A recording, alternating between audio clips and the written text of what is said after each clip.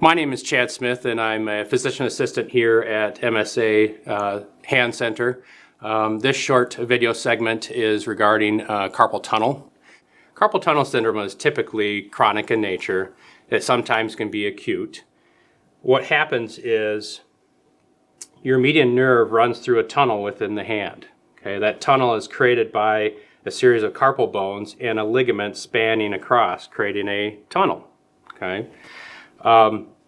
Somewhere along the line, the nerve becomes aggravated, either through repetitive activity, sometimes predisposing factors like diabetes, pregnancy. Repetitive activity can start that ball rolling. Okay. Symptoms consist of numbness and tingling into the thumb, the index finger, the long finger, and a portion of the ring finger. It's also accompanied by pretty significant night pain.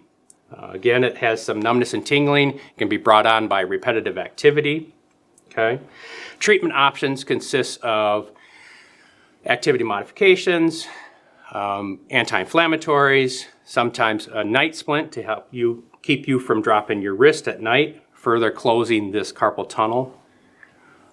Sometimes a corticosteroid injection, and then sometimes patients will fail that conservative treatment and will need endoscopic carpal tunnel release.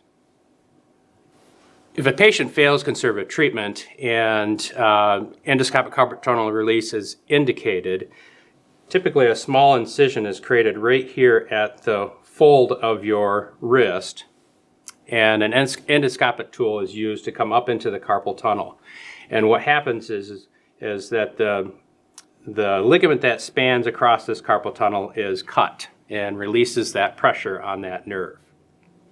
Postoperative recovery process consists of keeping the wound clean and dry, limiting your activity, taking pain medication, and follow-up tends to be about the 10-day mark in regards to removing your sutures.